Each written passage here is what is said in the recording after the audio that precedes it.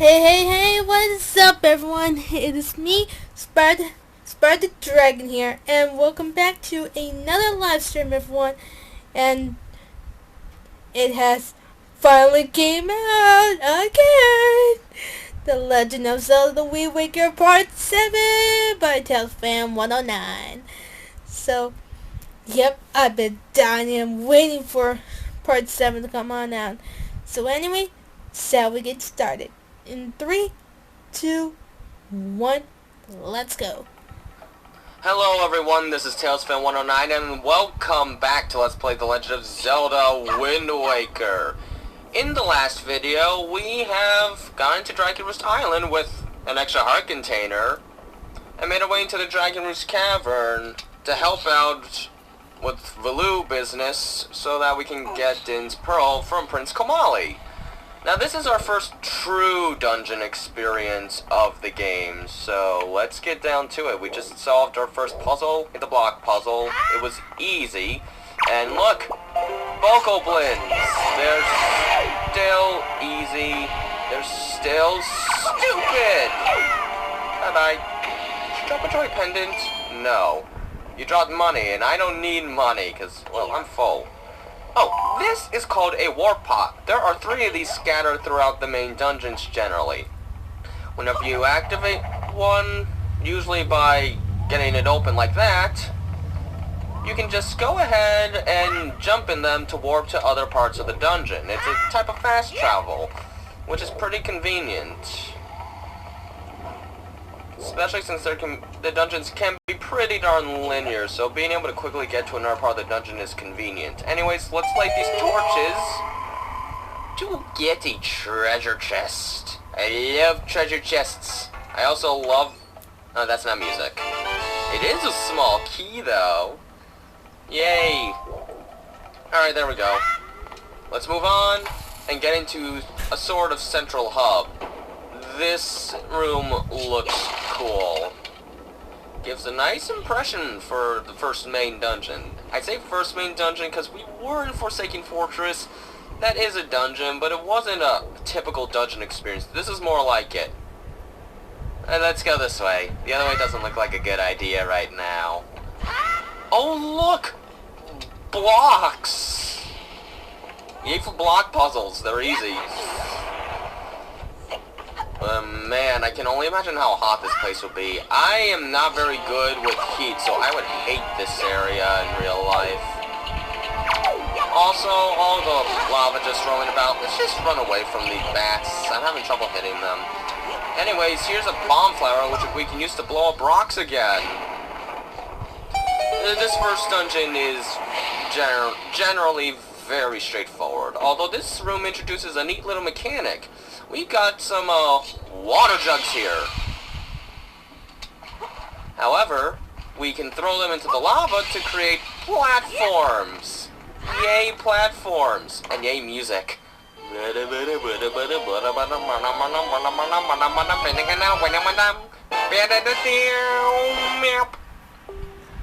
I love getting maps in Zelda games because I just love looking at the size and shape of the dungeons. As we can see, this dungeon has 4 floors. It looks pretty darn big for an early game dungeon, but we'll be able to get through it just fine. You really can't get too lost in this dungeon. Oh, chew jellies. I was weird as a kid. Whenever these guys jumped, I imagined they were saying, I got an idea. I got an idea. I don't know. I always thought they were kind of funny. Red chew jelly. Oh, wait. I showed you these guys earlier in the previous video. I kind of forgot about that. I never explored that island when I was really young. I just went straight to Dragon Roost. Ooh, it's a dark room. What kind of scary jump scares will there be? Anyway, the Pokeballs don't have any extra health. So next time, we will hopefully attack him in a way that he drops his joy pendant. But we'd have to run into another Pokeball somewhere. Oh, we can use this sword to break these. Yes, that is the puzzle of this room. It's another small key. We are doing splendidly. Ooh, was that a heart? It was a heart. I'm not gonna get it. I didn't get it. Now I'll never have my quarter heart back. This is mainly slow and unwieldy, but it's kind of cool how this game allows you to take other enemies' weapons to use temporarily. That'll be revisited eventually in Skyward Sword, and then of course Breath of the Wild, every weapon is a thing. Alright, this one is kind of hard, trying to actually hit the bomb with one of these items, because the hitbox of the bomb can be a little particular. See? Actually, let's see if I can just thrust. I never tried that. Oh. Ooh, that's not gonna work. If you run out of stuff, you'll just have to go to the door again to respawn everything. I'm admittedly not very good at this. As you can clearly tell. Oh, there we go. There. I guess technically you don't have to do that puzzle. You could just go all the way around again. But whatever, let's do it that way instead. And there we go. We'll be back in here in a higher floor later. As you can see, this dungeon is pretty darn simple. Not much in terms of the puzzles for the most part, but it's kind of real nice aesthetic and atmosphere to it. It really is probably one of the most interesting looking first dungeons in the franchise, honestly. Jump scare!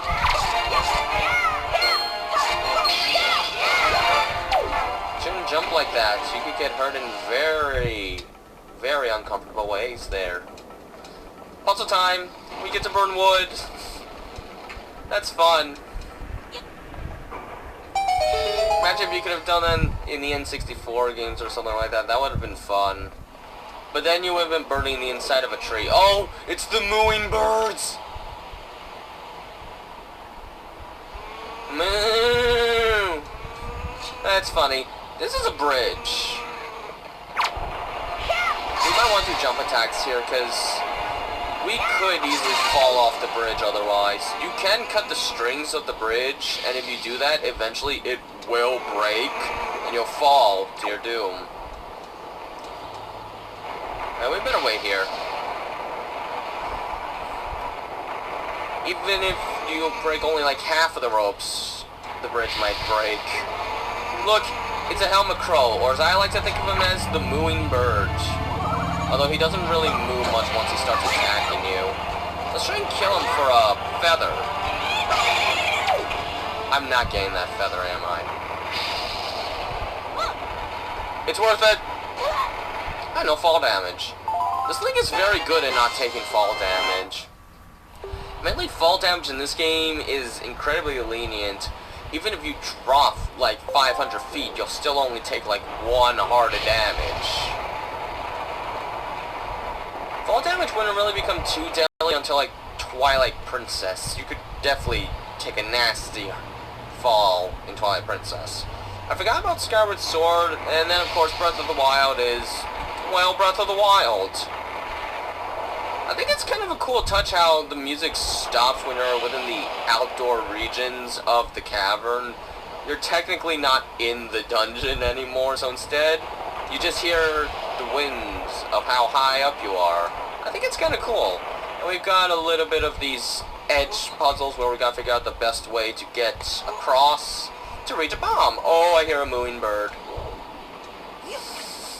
Mooing birds. Does it sound like a moo to you guys? I always thought it sounded like a moo ever since I was 6 years old when I first started playing this. I love it. There we go. That'll do nicely. Let's go inside. Back into the darkness. Now there is a secret hole somewhere here, but it just leads to a few rupees. You'd have to push more blocks around, and my wallet's full, so I'm not even going to bother. Now here are some rats. Oh, hello. Hey, Link, have you seen any filthy thieving rats around? I know they're annoying, but keep your wits about you. They are only rats. If you spread bait near their nest, they may share their stored treasure with you. Why don't you try it? Yeah, I never took note of that as a kid, but yeah, we can put some bait by a rat's nest, and they'll stop attacking us. And something else. Yes. I got some real data set here. Really? Maybe for you. Oh, that stinks. Sometimes you could get like red or blue potions from these guys, but I can't buy the stuff. I'm maxed. Oh well, they won't attack us anymore, so now we can do the puzzles in this dungeon easily, which includes taking out another block and another torch puzzle of sorts. You can throw stuff. Link's a good thrower. He's the best thrower in the franchise. I can't throw to save my life. I'm weak. It's a compass! I always thought the needle on the compass in this game looked like an ice cream cone. Just watch. Does that not look like ice cream to you? I always thought it looked like ice cream. Yep. I can't help it. That white arrow is so like a vanilla ice cream swirled together. And the red is the red cone, I guess. Anyways, we got a key. Let's go outside so I stop talking about stupid stuff that stems all the way back from my childhood. But I've got a lot of memories with this game. Yep. I've already told you about the mooing birds. I would sometimes just listen to them for like 10 minutes straight because it sounded like they were mooing. We're not getting that feather. He was guarding a key, by the way. I think that's a fun little additional thing to do for the outside. This dungeon has a lot of fun little random bits to it. Like this really dark, cavernous hallway. Which has bats. Which, bats in this game really act like bats. If you don't move too much, they'll like listen for you, and if you stop moving, they won't come after you, because they won't rely on their echolocation. Although I don't think bats are completely blind, so... Oh, yeah, see? We stopped moving for a while, so they ignored us. There we go. Oh, shoot, I'm in the darkness. Bat! Go away! No! Leave me alone! Ah, no! Go away! Leave me alone! Let's light some torches and get out of here. Torch puzzle. I like those little random rooms they include here. Oh, there's this war pot here. I'm probably not gonna need it, but let's free it anyway. I'll at least demonstrate it. Once you've unlocked at least 2 of the 3 pots in a dungeon, you can go in them to reach other parts of the dungeon. It's good for a backtracking tool, or to catch up in case you have to leave the dungeon or you die or something like that. You shouldn't really die in this game though. This one is really easy. With the exception of 1 or 2 particular optional sections in the game for the most part, this game is really easy generally. But it's fun. I love the combat system in this game so much. It does more into play when we start dealing with tougher monsters. And of course get more items. There we go. Now, there's a little bit of stuff to worry about in this room actually. We need to find all the bokoblins, but they're hidden in various pots. Which means we actually have to break some shelves, which, if you talk to Orca early on in Wind Waker, in the game, now to that will make certain things fall.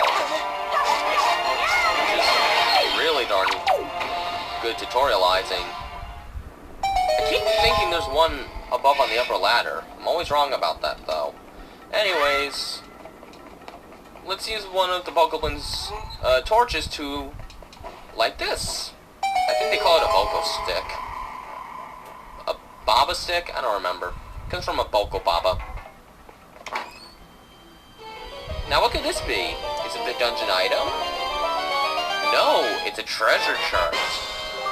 In this game, in the main dungeons generally speaking, there are usually 2 treasure charts to find. and they usually require a little extra thinking or going out of your way. They tend to have some of the dungeons more difficult puzzles, I guess, shall we say. They're usually not too difficult, though, because this game is still pretty easy. Although this part, oh screw this part as a kid, one of the worst things to deal with was that baby Goma.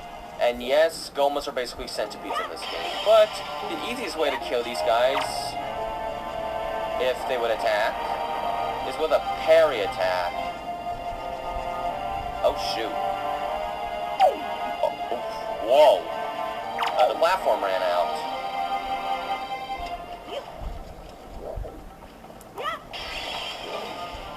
You see, normally when you hit them, they'll curl up into a ball. Like that. Okay. Oops. I'll admit, this is one of the tougher rooms of the dungeon. Mostly because of that baby Goma. It actually is in a pretty nasty spot. But you don't lose a lot of health for falling into lava. It looks like you just lose a quarter heart. And this Link doesn't even sink into the lava, he just burns his butt. Alright, let's see if this is... oh, it's centered enough. There we go. This room gave me a lot of grief as a kid. I think you can imagine why. But it's a fun little puzzle segment, and it challenges you a little bit. The game should challenge you at least a slight bit. It is kind of your first true dungeon test. Oh, and we got some more rocks to destroy. Now this is a setup I find really fun. You can see the boss door on the other side of the lava pit. It looks so grandiose, but you know you can't get in yet because you haven't found the boss key yet. It's kind of fun when a dungeon in a Zelda game shows you the boss door long before you even get to the boss key. It's like, oh my gosh, it's right there, but I can't get in yet. I just think it's fun. Oh, now when the screen fades like this, it generally means you're entering a mini-boss if it's not a boss door. And there's Valoo. Oh, yeah, he does not look happy. We should probably do something about it, right? Now let's go. Oop. Oh, that didn't go as well as planned. I was hoping I could make Link turn around, see what was happening, and then make a run for it. I thought it would be fun. Oh well.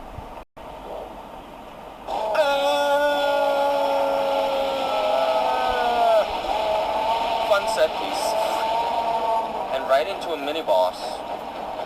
Elite Boko Blings? We've already done this. Well, we know what to do here. But at least we get to hear the mini-boss tune. The mini-boss tune is really not good. Leave me alone? I'm trying to fight someone already. There. Okay, mini-boss win. I win. Give me my prize.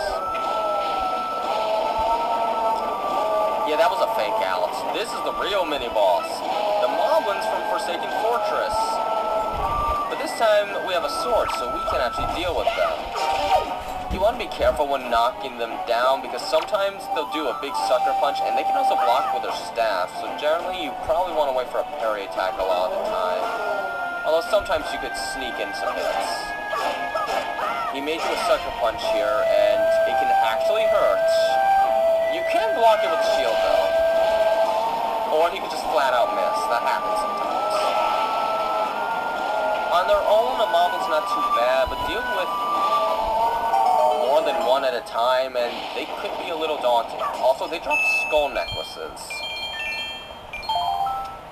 These items you generally give to certain people as a side quest of sorts to get something.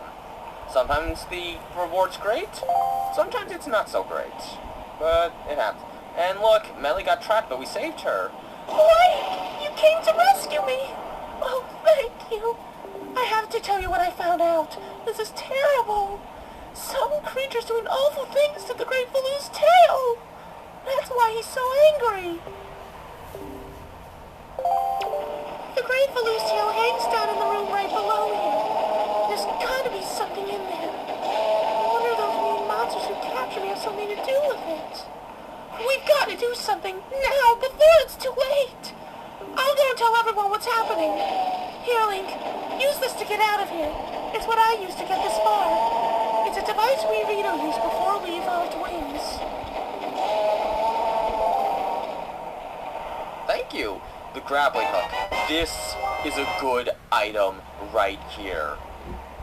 We will demonstrate it later, but it's great to use against enemies for one particular reason. Here, Link, climb up on that little ledge over there so I can show you something. Well, that's going to wait for the next video, because we still have a fair bit of dungeon left to cover. But until then, this has been TailsFan109. Have a nice day.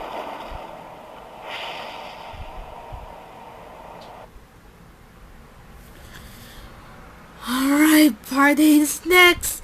Oh my god, I cannot wait for part 8. Part 8 is coming. Part 8 is coming. Oh my god, I cannot wait for part 8. I cannot wait. I cannot wait. Part 8 is coming. Oh my god, I cannot wait.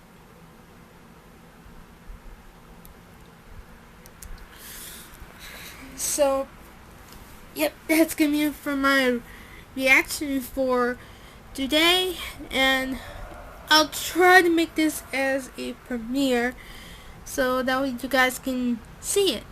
And ooh, I cannot wait for part 8.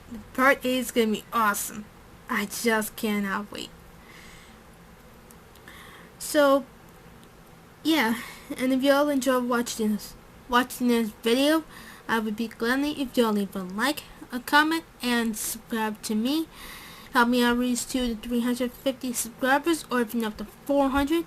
But the real goal for my channel is 500 subscribers for the community tab. Anyway, I'm Spyra Dragon, signing on off. See you next time, everyone. I'll see y'all soon in the next video or live stream. See you next time, everyone. Bye!